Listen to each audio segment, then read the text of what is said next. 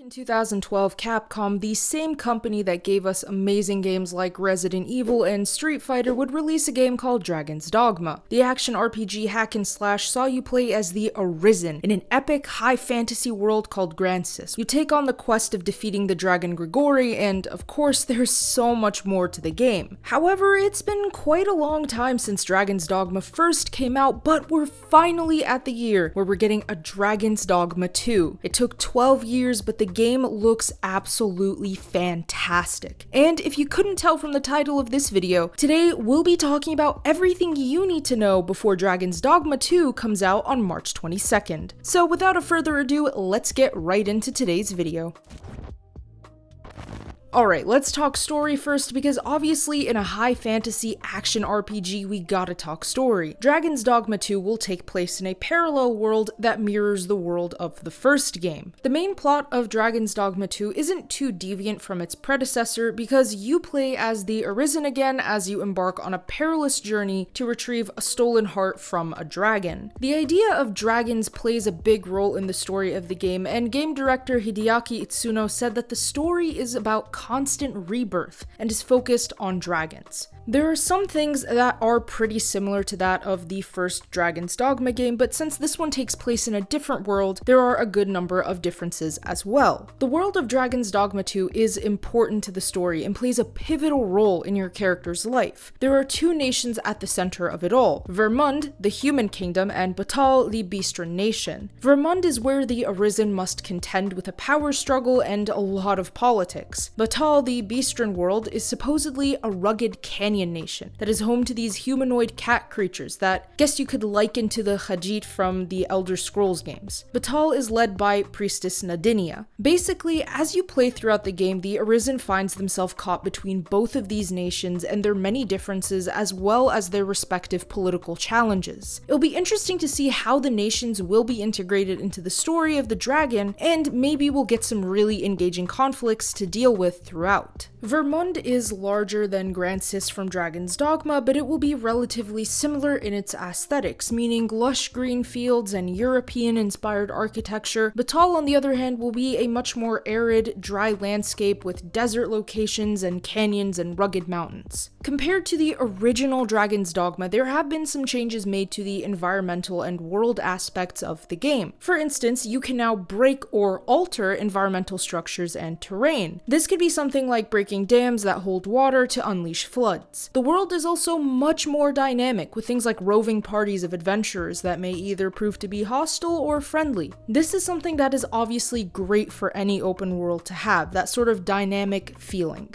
There are also no more loading screen transitions to sit through while traversing between areas and regions. There's a race of elven creatures that speak Elvic and live in a homeland called the Sacred Arbor. Their language is not one that the Arisen can understand, but some NPCs available in the game can help translate for your character. Limited fast travel is available in Dragon's Dogma 2, which can include fairy stones and ox carts. However, ox carts can be ambushed by hostiles, which does raise the stakes. Dragon's Dogma 2 doesn't include unrestricted fast travel as many other open world games do. The game is more designed to be explored in real time as you walk and travel throughout the map. According to Itsuno, players don't think travel is boring, rather they think the game being played is boring. His team worked on making travel more fun, supposedly with locations to discover, enemies to fight, and other apparently exciting experiences to avoid making it just a pure, boring walking simulator. We'll see how that pans out to be in the full release of the game though. There is a day and night cycle in Dragon's Dogma 2, with the dark providing more challenges due to obviously it being dark out. However, you can camp at campsites and choose to wait out the night, chat with allies, and more.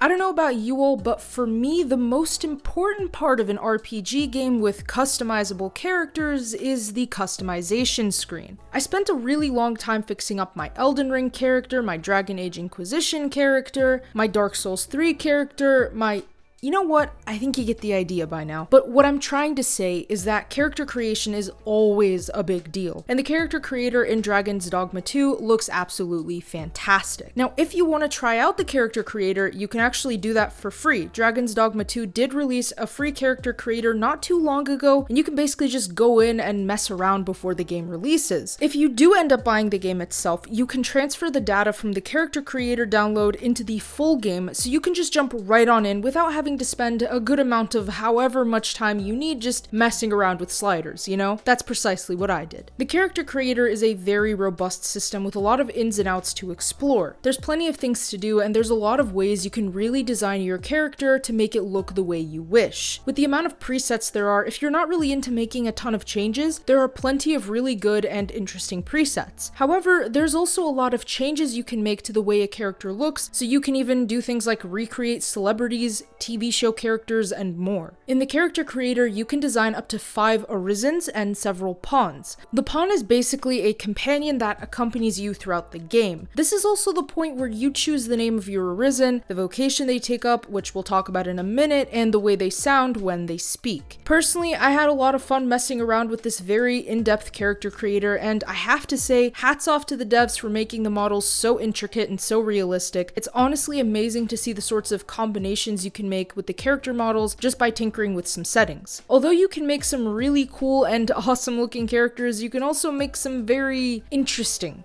looking characters. I did see some people online recreate characters like Aang from Avatar: The Last Airbender or Guts from Berserk. I even saw someone recreate Patrick Bateman from American Psycho, so really the sky's the limit. You could even recreate yourself if you're feeling up to it. Dragon's Dogma 2's gameplay relies on you mastering vocations that are present in the game. You can pick from several vocations for your Arisen, but starting out you have a few limited options compared to the full scope of vocations. For the fighter, this is your more melee heavy, hands-on combat class where you wield a sword and a shield and can just slice your way through enemies with ease. The archer is specialized in long-range attacks by using a bow and arrow. Archers can target enemies located in high positions because they have the advantage of distance kills. Also, archers, according to the devs, are essential in supporting the team and can help open up combat opportunities by knocking out certain enemies that may serve as obstacles. The mage is your trusty magic class. Mages support the party in multiple ways, like launching magic attacks, offering enchantments to bolster party member weapons, and casting healing spells. This is pretty similar to a support role, but you can attack with magic. The more advanced your magic, the longer it will last. Finally, the thief is your more fast-paced class that deals rapid and consecutive strikes with daggers in both hands and is very mobile compared to the other 3 classes. They can inflict heavy damage, swipe items from NPCs and enemies, and move fast after striking. Now, choosing one of these vocations at the start doesn't mean that you're stuck with it for the rest of the game. No, in fact, you can actually change your vocation later on, and there are more advanced vocations that are not available right away. Some of these are also only available for an Arisen to use and can't be used by the pawns, which I will talk about the pawns in a second. The warrior is another heavy combat class that uses direct combat and strength to its advantage. The warrior is the sort of class you want to pick if you like using heavy two-handed weapons, such as a greatsword. It deals one of the most powerful attacks, which is a strike unleashed after charging power. The sorcerer is another magic class that uses two-handed magic through a large staff. Their spells take much more time to cast compared to the mage, but obviously the longer casting time equates to a much more powerful magic attack. Now here are the vocations that are exclusive to the Arisen. First, we have the Magic Archer. This vocation deals with long-range combat combined with magical arrows. Magic archers can heal and attack. They're also great at supporting allies by unleashing skills that can lead to wide-range attacks, but the skill does reduce their maximum health. The Mystic Spearhand is another vocation that combines melee with magic. This one uses the duo spear and combines melee attacks with ranged attacks, allowing you to paralyze enemies and throw objects at them as well. Another exclusive to the Arisen is the Trickster. This vocation can use illusions through smoke created by the Censor, which is a unique weapon to this vocation. Tricksters use illusions to deceive their enemies into attacking each other, and the Trickster can temporarily increase the power of pawns beyond their limits. And finally, we have the Warfarer. This class can use every weapon and learn different skills from each vocation. The Warfarer can create combinations of attacks using many vocation skills, however their base stats are lower than the other vocations. This is pretty good if you just want somewhat of an overall feel of the different vocations and you're not really sure what specifically you want to look at. As you go throughout the world of Dragon's Dogma II, you'll come across vocation meisters. These are groups that have mastered their respective vocations as much as possible. Forging a relationship with a vocation meister and gaining their approval allows you to gain access to their vocation, or they may grant you special tomes that teach you skills of the highest order, which gives you a chance to broaden your knowledge in that vocation skills as well. As you travel throughout the map, you can pick up new quests by getting asked for favors from NPCs such as travelers, merchants, soldiers, and just standard normal people. You don't actually have to take some of these individual side quests on, but it does give you something to do in the game in case you just want to explore a bit instead of sticking only to the main storyline, which most people at least deviate once from the main storyline. Much of the action and gameplay depends on your fighting style and which vocation you pick, as well as what you master in what you pick. So the best vocation for you is likely going to be the playstyle that you prefer the most, whatever that may be. The pawn system is a pretty nice system available in Dragon's Dogma II. For those of you who may not be used to games like this, these are basically just companions that help you out throughout the game. When you load up the character creator, you have the option to create either a human or Beastren main pawn, which will accompany you throughout your journey. As you go along the game, your Arisen can lead a party of up to 3 different pawns. You can also enter a covenant with up to 2 additional pawns from other players throughout the network. As you progress throughout the game, the team you lead lets you come up with different ways to play, as well as allows you to have multiple skills on your team in case you have a specific vocation and you want pawns with other vocations. Apparently, there's also something called Dragon's Plague, which is a contagious disease that can infect pawns as they travel throughout the worlds. However, pawns with this disease apparently become stronger and much more confident and bold. However, at the terminal stage, there's not really a certainty yet as to what happens to the pawns, but this might prove to be pretty interesting and raise the stakes. Pawns help guide you during quests, point out areas of interest, and more. Apparently, they were almost made as a sort of replacement for UI markers and arrows because they serve as a source to tell you where things are located at, instead of you just having a symbol on the map only. Pawns have special abilities called specializations. These can be things that help supplement your personal gaming experience, such as translating the Elvic language, which I mentioned can be done earlier. Apparently, the Elvic language in Dragon's Dogma II is also an original language that was created for this game by the writer. The devs also worked on avoiding having pawns repeat the same line several times over and over, so that's great that there's a level of variety in the speech. There are several important characters that we already know about that will be present in the main story of Dragon's Dogma II. Many will play a significant role in the overall quest that you take on in this story. The dragon is one character that is obviously important to the course of the story. We also have the Arisen, or you, whose heart was taken by the dragon, and your job is to go slay the dragon and claim your heart back. You also have the pawns, which we just talked about. Additionally, we have some more named characters like Ulrika, who's a young leader of Melv and helped nurse the Arisen back to health when the Arisen was wounded by the dragon's attack. Nadinia, which I did mention briefly earlier, is the leader of Batal and high priestess to the lambent flame. She's also the head of the Beastren people and desires peace and prosperity in the nation. Brant is the captain of the palace guard who was demoted in the royal court for opposing the queen regent. He offers his cooperation to the Arisen as he wants what's best for Vermund. Disa is the queen to the previous sovereign of Vermund after his death. She took charge of the kingdom and is scheming to install her son Sven as the next king. She's described as being cool-headed and disdainful. Sven, who is the son of Disa, isn't very apt to join in on her schemes and is more concerned with what's right over wrong. Minella is a Beastren who leads the guard of the lambent flame. She protects the high priestess and the priestess's acolytes and is very loyal. Wilhelmina is the proprietress of the Rose Chateau in Vermund's capital. She has many patrons from the nobility and is described as being very intelligent. Glindwer is a young elf who is interested in the ways of humanity. He's an elven guard, but he does lack in his archery skills. Honestly, looking at him, he did remind me a bit of Legolas from Lord of the Rings. Dorian is the sister of Glindwer and understands some human words due to her brother's influence. She's described as being kind and welcoming and more quiet. Lenart is a fighter maester and a swordsman who has served the fortress village of Melv. He's known as an exceptional swordsman and has highly regarded leadership skills. He's protecting his land hand from the dragon as well. Sigurd is a mystic spearhand maester who hunts dragons for his own personal convictions, and he's very obsessed with destroying all dragons and wanders the world hunting them down. Luz is an oracle of the Vermundian court and a trickster meister, and she's in hiding out of fear for her life after speaking out against the false Arisen who's trying to take the throne. Of course, I'm sure that there's gonna be more characters, but these are what we have confirmed so far. Next, we've got some confirmed monsters that we'll be facing throughout the world of Dragon's Dogma II, and this is a pretty long list. Firstly, we've got the Drake, which are a monster of the dragon family. These beasts spit out powerful flames, possess the ability to manipulate magic, and are very powerful foes. The Dullahan is a knight that is pretty much akin to what we know in Western literature as the Headless Horseman, or Celti, if you know anything about Durarara,